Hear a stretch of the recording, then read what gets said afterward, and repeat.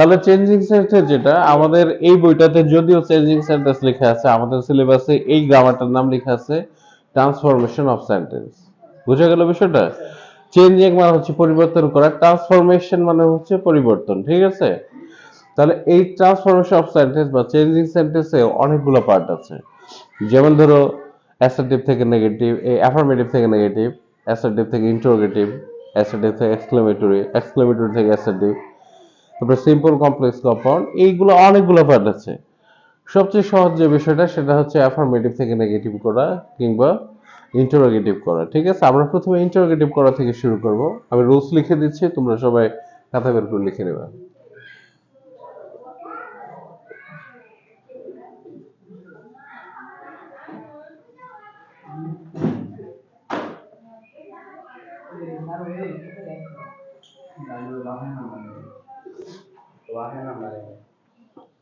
আচ্ছা দেখো, ইন্টারোগেটিভ করার নিয়ম, এটা ক্ষেত্রে আসলে বইয়ের মধ্যে অনেকগুলো রুলস দেওয়া আছে। প্লিজ আমার কথা শুনো। বইয়ের মধ্যে কি অনেকগুলো রুলস দেওয়া আছে, ঠিক আছে? ধরো 14টার মতো রুলস দেওয়া আছে, কিছু বইয়ের চেয়ে বেশি দেওয়া আছে, কিন্তু আমরা একটা রুলসের মধ্যে সবগুলোকে শেখার চেষ্টা করব। কিছু কিছু জায়গায় একটু পরিবর্তন আসবে, ঠিক আছে? বুঝতে পারছো কি বলছে? মানে একটা রুলস যদি আমরা ভালো মতো শিখি, সবগুলাই সেন্টেন্স কি আমরা কি করতে পারবো? ইন্টারোগেটিভ সেন্টেন্স করতে পারবো। কিন্তু আমাদের সবসময় খেয়াল রাখতে হবে এগুলো। আচ্ছা, প্রথমে যেটা করতে হবে সেটা হচ্ছে অক্সিলারি ভার্ব লিখতে হবে। কি লিখতে হবে? Auxiliary verb. অক্সিলারি ভার্ব যদি বাক্যের মধ্যে থাকে তবে আমরা সেই অক্সিলারি ভার্বটাকে লিখব। যদি অক্সিলারি ভার্ব না থাকে তাহলে আমরা কি লিখব? ডু অথবা ডাজ অথবা ডিড লিখব। তারপর হচ্ছে একটা নট লিখব। কি লিখব? একটা নট। বাট সেন্টেন্সটা যদি অ্যাফার্মেটিভ হয়, কি হয়? অ্যাফার্মেটিভ হলে। আচ্ছা, আমার কথা শুনে এদিকে। যদি অ্যাফার্মেটিভ হয় তাহলে আমরা কি লিখব? ডু ডাজ অথবা ডিড লিখব, ঠিক আছে? আচ্ছা, কোনটা? এন টি, এন লিখে এন অ্যাপোস্ট্রফি টি।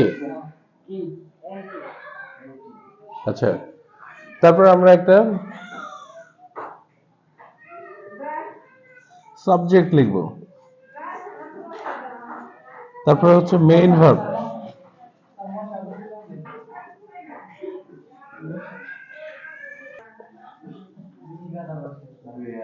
এক্সটেনশন লিখব। তারপর হচ্ছে প্রশ্নবোধক চিহ্ন।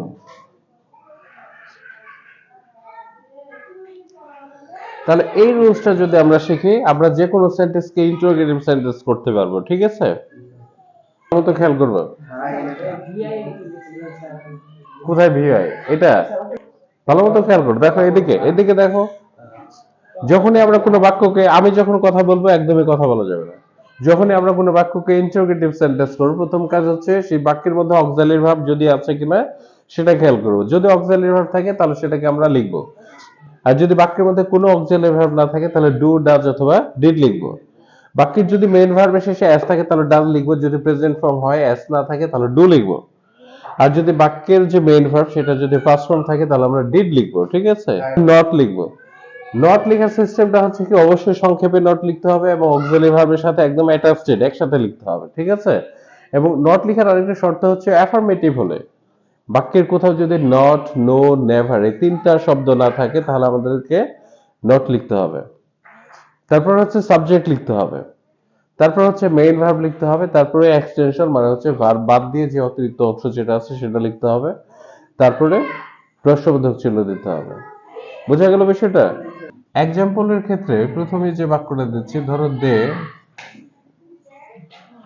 আর মুভিং টু ঢাকা, এই বাক্যটাকে আমরা ইন্টারোগেটিভ করতে চাই। পরীক্ষায় এখানে একটা ব্রেকেট দেওয়া থাকবে এবং এখানে লেখা থাকবে ইন্টারোগেটিভ। তখন আমাদেরকে সেন্টেন্সটাকে ইন্টারোগেটিভ করতে হবে। এবং এই জায়গায় এসে আমরা প্রথমে কি করব? এই বাক্যের মধ্যে কোনো অক্সিলারি ভার্ব আছে কিনা এটা খুঁজে বের করব। দেখো, যে অক্সিলারি ভার্ব আছে সেটা হচ্ছে কি আর, সেই অক্সিলারি ভার্বটা লিখলাম। তারপর এই বাক্যের মধ্যে কোথাও, এটা কি নেগেটিভ নাকি অ্যাফার্মেটিভ বাক্য? এটা পড়ার জন্য পুরোটা বাক্য পড়তে হবে না, এটা কি অ্যাফার্মেটিভ নাকি নেগেটিভ, এটা এমনি বোঝা যায় যে বাক্যের মধ্যে নট নো নেভার আছে কিনা। কোথাও কিন্তু নট নো নেভার, তিনটা শব্দ নট নো নেভার একটাও নাই, তাহলে অবশ্যই আমরা মনে করছি এটা হচ্ছে একটা অ্যাফার্মেটিভ সেন্টেন্স। তাহলে অবশ্যই একটা নট লিখতে হবে এই অক্সিলারি ভার্বের সাথেই। তারপরে আমাদেরকে কি লিখতে হবে, সাবজেক্ট লিখতে হবে। কি লিখতে হবে, সাবজেক্ট। সাবজেক্ট সাধারণত প্রথম দিকেই থাকবে, তাহলে দে, ঠিক আছে। তারপর আমাদেরকে মেইন ভার্ব লিখতে হবে, মেইন ভার্ব হচ্ছে মুভিং। মেইন ভার্ব সাধারণত কোনো অ্যাকশন বোঝাবে, কাজ বোঝাবে, ঠিক আছে। মুভিং মানে হচ্ছে কি কোথাও যাওয়া, বদলি হওয়া, ঠিক আছে, চলে যাওয়া। তারপর হচ্ছে এক্সটেনশন যেটা আছে, মানে বাকি যে অংশটা আছে সেটা আমরা লিখবো টু ঢাকা। তারপর হচ্ছে একটা প্রশ্নবোধক চিহ্ন। এবার কি আমরা বুঝতে পারলাম বিষয়টা? এবার তোমাদেরকে একটা কাজ দিচ্ছি, টাস্ক।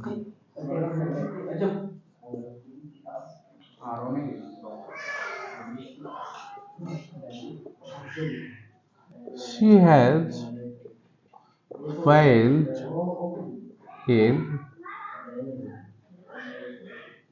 ইংলিশ। এই বাক্য এবং আরেকটা বাক্য দিচ্ছি,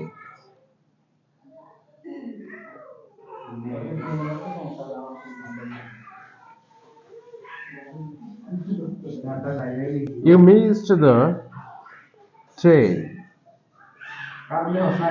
এই দুটাকে ইন্টারোগেটিভ করে দেখো। আচ্ছা দেখো, তাহলে এই আমরা দুইটা বোঝা দিচ্ছি। প্রথম যেটা এ নাম্বারটা, এই বাক্যের মধ্যে কিন্তু অক্সিলারি ভার্ব। আচ্ছা, যখন আমি বোঝাবো কোনো কথা বলা যাবে না, আমারটা শুনতে হবে, তাহলে তুমি বুঝতে পারবে। কারণ তুমি একটু পরে আমাকে আবার প্রশ্ন করবে যে এটা কি। প্রথমে দেখো এখানে কোনো অক্সিলারি ভার্ব আছে কিনা। এখানে কিন্তু একটা অক্সিলারি ভার্ব আছে, সেটা হচ্ছে হ্যাজ। সেই হ্যাজটাকে লিখতে হবে। এবং এই বাক্যটা অ্যাফার্মেটিভ নাকি নেগেটিভ? এই বাক্যটা কিন্তু একটা অ্যাফার্মেটিভ সেন্টেন্স, কারণ এই বাক্যের কোথাও নট নো নেভার দেওয়া নাই। তাহলে অবশ্যই একটা নট আমাদেরকে লিখতেই হবে, ঠিক আছে। এবং তারপর আমাদেরকে বাক্যের সাবজেক্ট হচ্ছে সে, সেটা লিখতে হবে। তারপর হচ্ছে মেইন ভার্ব ফেইলড, ঠিক আছে। তারপর হচ্ছে যা আছে তাই।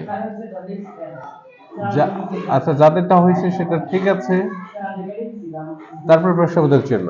তাহলে এই hasn't she failed in English. দ্বিতীয় যে বাক্যটা আছে ইউ মিসড দ্য ট্রেন, এটাকে যদি আমরা ইন্টারোগেটিভ করতে চাই, প্রথমে দেখো এই বাক্যের মধ্যে কোথাও কিন্তু কোনো অক্সিলারি ভার্ব নাই, আছে কোথাও অক্সিলারি ভার্ব নেই বাক্যের। তাহলে আমরা মেইন ভার্ব খুঁজে বের করব। মেইন ভার্ব হচ্ছে মিসড। মিস মানে কি, মিস করে ফেলছে আর কি, ঠিক আছে। অ্যাকচুয়ালি মিস মানে ভুল করে অনেকে বলে, কিন্তু আসলে মিসড বলতে এখানে কি না পাওয়া এখানে, ঠিক আছে। তাহলে ইউ মিস দ্য ট্রেন, তুমি ট্রেনটা মিস করেছো। তাহলে বোঝা যাচ্ছে এখানে এই যে এই মিস করা, এটাই হচ্ছে কাজ। এটা তাহলে কোন টেন্সে আছে, এটা আমাদেরকে খুঁজে বের করতে হবে। এটাকে প্রেজেন্ট নাকি পাস্ট। যদি ভার্বের শেষে ইডি থাকে তাহলে অবভিয়াসলি সেটা পাস্ট টেন্স হবে, ঠিক আছে। তাহলে ইডি যেহেতু আছে আমরা বুঝতে পারছি এটা পাস্ট টেন্স, তাহলে আমরা অবশ্যই কি লিখবো, ডিড লিখবো। প্রথমে কি লিখবো, ডিড। তারপরে দেখো কোথাও কিন্তু নট নো নেভার নাই, তার মানে অ্যাফার্মেটিভ সেন্টেন্স, এটার সাথে অবশ্যই একটা নট লিখতে হবে, ঠিক আছে। তারপরে সাবজেক্ট লিখতে হবে ইউ। তাহলে ডিডন্ট ইউ বা ডিডন্ট ইউ, তারপরে হচ্ছে আমাদেরকে কি লিখতে, মেইন ভার্ব লিখতে হবে। মেইন ভার্ব হচ্ছে কি মিস। এবং মিসের বেলায় কিন্তু আমাদের এই ইডিটা আর লেখা যাবে না, কেননা এই ইডির কারণে আমরা কিন্তু ডিডটা লিখছিলাম। তারপর আমরা অতিরিক্ত অংশ যেটা আছে সেটা লিখবো, দা ট্রেন, শেষে প্রশ্নবোধক চিহ্ন। বুঝতে পারলাম? এটা আবার বোঝা যাচ্ছে। দেখো দ্বিতীয় বাক্য যেটা ছিল, এই বাক্যের আসলে কোথাও কোনো অক্সিলারি ভার্ব নাই। যখনই অক্সিলারি ভার্ব থাকবে না তখনই আমাদেরকে মূল ভার্বটাকে খুঁজে বের করতে হয়। মূল ভার্ব মূলত অ্যাকশন বোঝায় বা কাজ বোঝায়।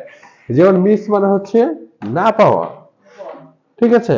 তাহলে এই যে পায় নাই, যেটা এটা একটা কাজ ছিল, তার ট্রেনটা পাওয়াটা তার একটা কাজ ছিল। তাহলে আমরা বুঝতে পারলাম এটা হচ্ছে একটা কাজ। এবং এটা যদি প্রেজেন্ট হয় তাহলে ডু অথবা ডাজ লিখতে হবে। এটা যদি পাস্ট হয় তাহলে আমাদেরকে ডিড লিখতে হবে। যেহেতু ভার্বের শেষে ইডি আছে তাহলে বুঝতেই পারছি এটা হচ্ছে পাস্ট টেন্স, তাহলে আমাদেরকে ডিড লিখতে হবে। আর এস থাকলে ডাজ লিখতাম। আচ্ছা, তারপর বাক্যের কোথাও যেহেতু নট নো নেভার এই তিনটার কোনো একটাও নাই, তার মানে সেন্টেন্সটা হচ্ছে কি অ্যাফার্মেটিভ। তাহলে একটা নট লিখতে হবে। তারপরে সেই বাক্যের সাবজেক্ট ইউটা লিখলাম, তারপরে হচ্ছে মেইন ভার্ব মিস লিখতে হবে, মিসড লেখা যাবে না। ইডি কেন লিখবো না, কারণ এই ইডির কারণে আমরা এখানে ডিড লিখছিলাম। সবসময় এখানে অক্সিলারি ভার্ব লিখে ফেললে এখানে কি হবে, মূল ভার্বটা সবসময় প্রেজেন্ট ফর্মে হবে, ঠিক আছে। তারপর হচ্ছে এক্সটেনশন বা অতিরিক্ত অংশ দ্য ট্রেন যেটা আছে এটা লিখলাম। তারপর একটা প্রশ্নবোধক চিহ্ন দিতে হবে, যেহেতু এটা ইন্টারোগেটিভ সেন্টেন্স। এখানে যদি আমরা ভুল করে ফুল স্টপ দিয়ে দিই তাহলে কিন্তু বাক্যটা আবার কাটা যাবে। এতটুকু মনে হয় আমরা এবার বুঝতে পারছি।